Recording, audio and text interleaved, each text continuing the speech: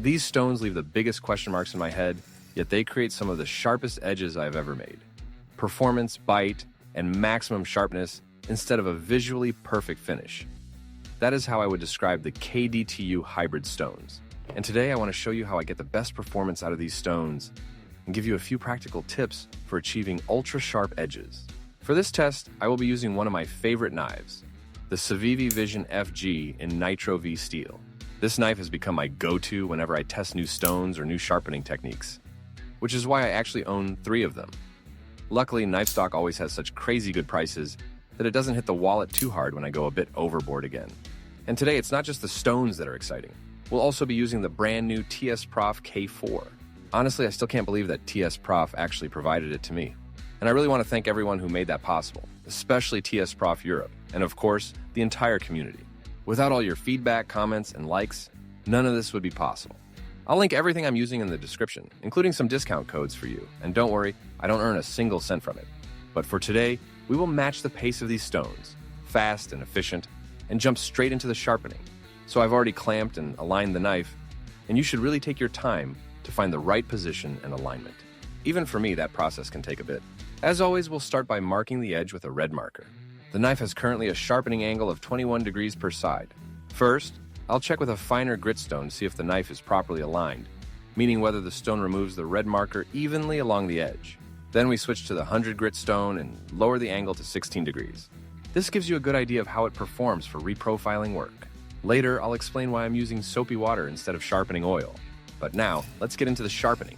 At 16 degrees per side, the bevel becomes noticeably wider, which is actually a good thing. It allows me to better show you the kind of finish these stones produce. And that is quite different from what you might expect. Now, the first and most important tip I can give you when working with the first stone is to stay as consistent as possible. I know you have probably heard that 100 times before, but it really makes a big difference.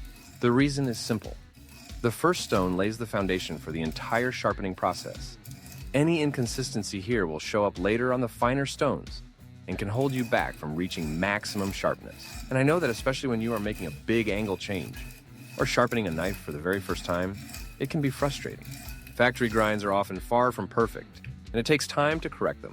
It is easy to lose patience at this stage, but trust me, you will notice the difference in the end if you take your time. And if you ever feel like you are losing focus, just take a short break and continue later. Just focus on making smooth, even strokes from heel to tip, and it's best to switch sides regularly until you fully apexed. And around the heel and tip area, you can make a few extra strokes if needed. That's perfectly fine and often necessary. Because in those areas, you never use the full width of the stone, so material removal naturally takes a bit longer. So you can balance that by adding 2 or 3 extra strokes. After that, go back to even strokes from heel to tip to blend everything in. If you focus too much on one spot, you can easily create inconsistencies. You can imagine it almost like small waves, or in exaggerated terms, slightly deeper areas. But what we want here is a perfectly flat and consistent surface. So take your time on the first stone until you have fully apexed, or work both sides down to about 90%, and finish the rest with your next stone. That can save you quite a bit of time in the end, since you'll create fewer chips at the apex from the core stone that you would have to remove later anyway. But we already talked about the topic of stones that are too coarse in my last video. So my opinion about the 100 grit stone is that it performs pretty normally. I didn't notice anything particularly negative, but also nothing that really stood out in a positive way either. It simply does what it's supposed to do, and for its price range, it performs solidly. However, despite being a 100 grit stone, it still can't quite keep up with the 160 silver. The bonding and concentration obviously play a big role here, and we're talking about a completely different price range. But KDTU is currently working on 2 additional stone lines that are specifically designed for faster material removal. We'll see if I get the chance to test them in the future. Now everything looks good, so we can move on to the 240 grit stone. And whether you are switching to the next stone, or just to the other side, always begin with 2 or 3 light stropping passes to flip the burr to the opposite side before you start your sharpening strokes. With these stones, around 5 or 6 strokes per side are usually enough to replace the scratch pattern from the previous stone. But as always, everything I'm showing you here, especially the exact number of strokes I make, should never replace your own visual inspection. So keep an eye on the condition of the apex and check it under a microscope. And if you still see small chips left from the first stone, or if you haven't fully replaced the scratch pattern yet, just make a few extra passes.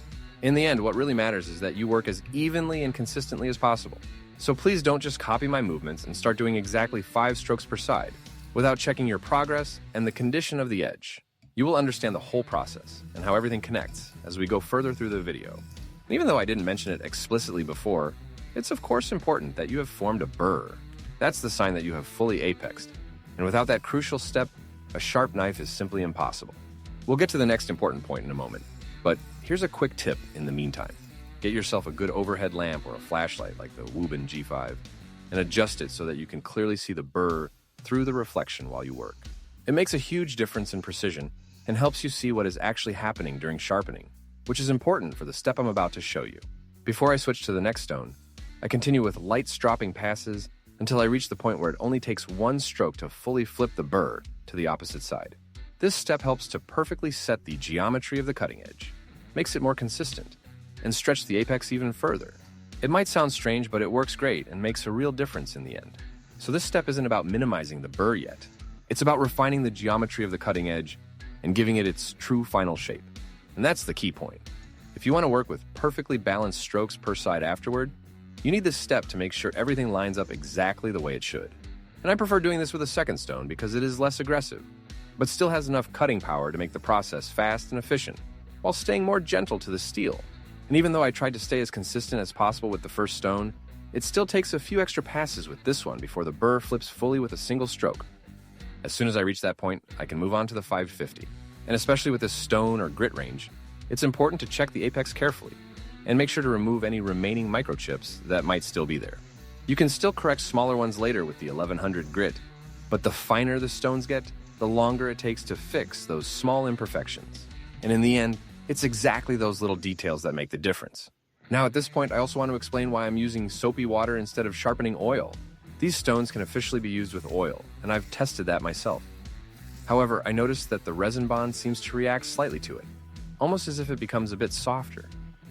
The optical finish looked great with oil, but when I switched to soapy water, the sharpness results became more consistent and noticeably better. And yes, I tried several different oils, but the outcome was always the same. So in the end, I decided to stay with soapy water, especially with the 550 grit stone. I noticed one of the biggest differences in sharpness, depending on whether I used oil or soapy water. The only downside is that the stones tend to clog up faster compared to when you use oil. Still, the overall performance improvement is absolutely worth it in my opinion. If any of you have tried this as well, let me know in the comments. I'd really like to hear your experience.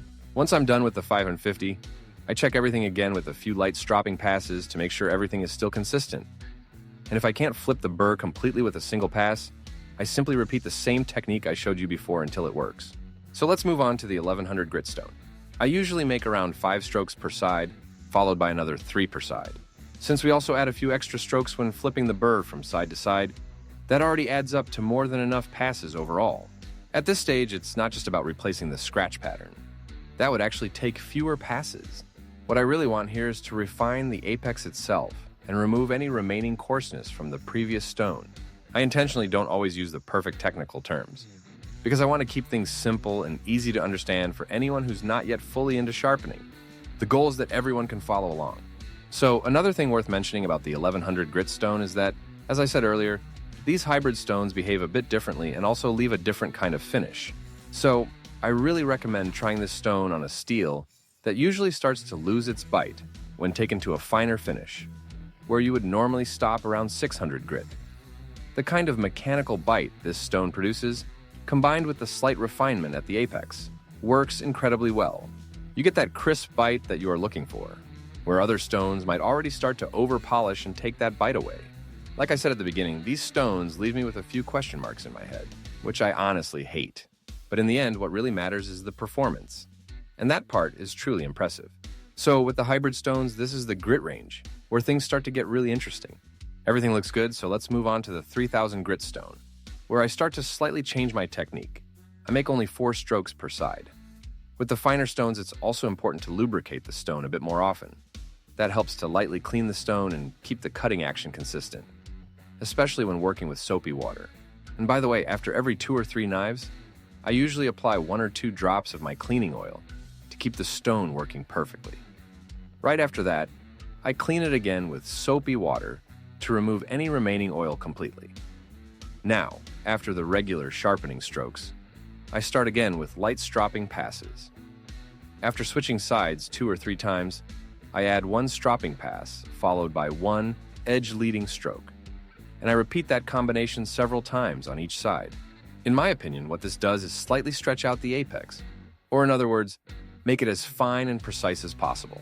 At the same time, since we've already flipped the burr to the opposite side with the stropping pass, the following edge-leading stroke cuts off a bit of that burr root. By repeating this process a few times, you both weaken the burr through the constant flipping and remove part of its root right at the apex.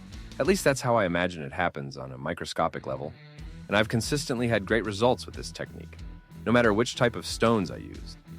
But I only start doing this once I reach the finer grits. Hopefully I was able to explain it in a way that makes sense and helps you visualize what I'm trying to describe. Maybe I'll try to draw what I'm talking about, but fair warning, my drawing skills are even worse than my explanations. So if the sketch turns out too cringy to show, don't worry, I'll make up for it with a cool knife shot. But feel free to let me know in the comments if you understand what I'm trying to explain, or if you maybe have a completely different opinion about it. And to be honest, I really appreciate every single comment, and of course, every like as well. So now we've reached the second to last stone for today, the 5000 grit. And here, we're taking things one step further with something I like to call the reduction technique. It might sound a little silly, but I start with 4 strokes per side, and then slowly reduce that number down to 2, before switching back to 1 stropping pass, followed by 1 edge leading stroke, just like before. Now, how can I explain this the best way? Our goal here is to create a perfect apex, to replace the scratch pattern from the 3000 grit stone, and at the same time avoid working too long on one side. Because if you do, you can easily start changing the precise edge geometry we've been building all this time. So to balance everything out, we simply divide the number of strokes we'd normally need to replace the scratch pattern, and gradually reduce that count with each round. This way, we keep the progress consistent, and we avoid undoing all the precise work we've done so far. And yes, I know we're talking about extremely small differences here. Anyone who just wants a sharp knife might be thinking, what is this guy even talking about? But maybe it's exactly those tiny differences that have kept you from reaching a true hair whittling edge until now.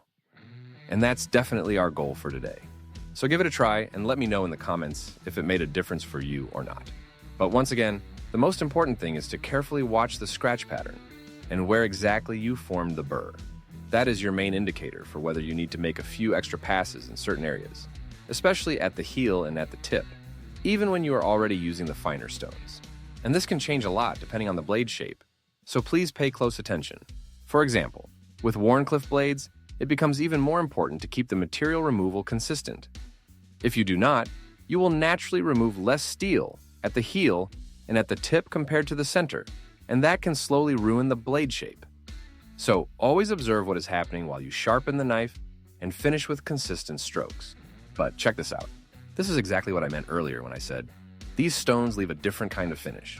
Especially with the 5000 grit stone, you can really see it. That mirror-like finish, combined with a still slightly visible and consistent scratch pattern. But we'll talk more about that in a moment, so let's move on to the 10,000 grit stone. With this stone, I start with about 5 strokes per side and then slowly reduce that number down to 2. After that, I use the same technique as before, until I'm only doing edge-leading strokes to completely remove the burr. So let's talk about the kind of finish these stones produce. Now, I know most people might think, that doesn't sound good, that must be grit contamination. And sure, there's definitely some level of grit contamination, but honestly, I don't think that's the only reason for the kind of finish they produce, because the overall scratch pattern is far too consistent for that. It's not easy to say whether that was intentional or just a lucky accident from the manufacturer, but to be honest, I really don't care. With the kind of performance these stones deliver, that question becomes completely irrelevant for me. And to be honest, this exact topic left a huge question mark in my head at first. But instead of overthinking it any further, I just started to enjoy the results these stones produce. And somehow it feels like it's way too late for this information, but here we go anyway. For everyone who has been wondering what hybrid stones actually are, here's a quick explanation. And don't worry, this time it really will be short. Hybrid stones are basically any sharpening stones that combine 2 different bonding materials. The idea behind that is simple. You try to merge the strengths of 2 different bonding types into one stone, so you get something that performs well in a wider range. With the KDTU Hybrid Stones, they use a mix of metal bond and resin bond.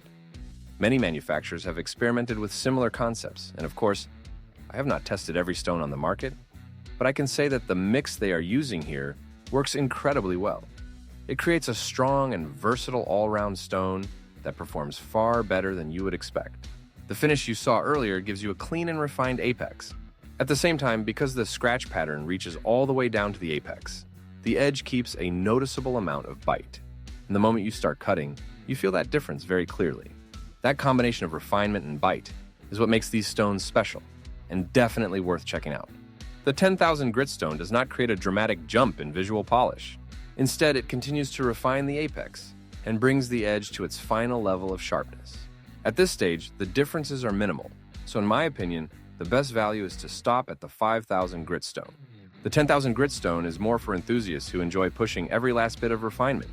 But if you want a true mirror finish, I can recommend using the alpha stones. The jump from the hybrid stones to the alpha stones works, but you need to invest a good amount of time to really bring out the full potential. And if you need help figuring out which grits from this set would fit best into your own setup, just let me know in the comments. I am always happy to help, and your edge will definitely thank you later. And by the way, KDTU is also working on a slightly modified version called the Craftsman. These stones are designed to be less wear-resistant and also a little more affordable. From what I have heard, they are using a softer metal bond component, so I am very curious to see how they perform, especially when it comes to the finish. But I would say that is it for today. Let us take a look at what we achieved.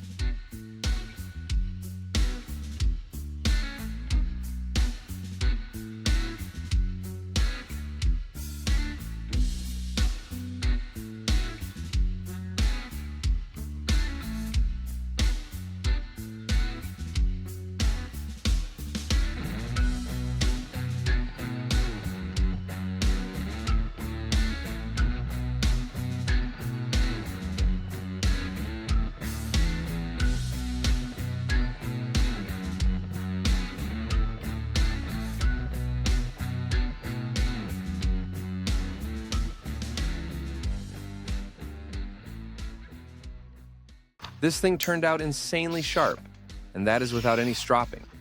That is only the sharpness straight from the stones, and that is exactly why I like them so much. I hope I was able to give you a clear idea of how these stones perform and what kind of potential they have. For me, they have definitely earned their place in my setup, especially the stones from 1100 to 5000 grit. So let us talk about it in the comments. And do not forget that the discount codes are not only for these stones. Thanks for watching, and stay tuned for the next one.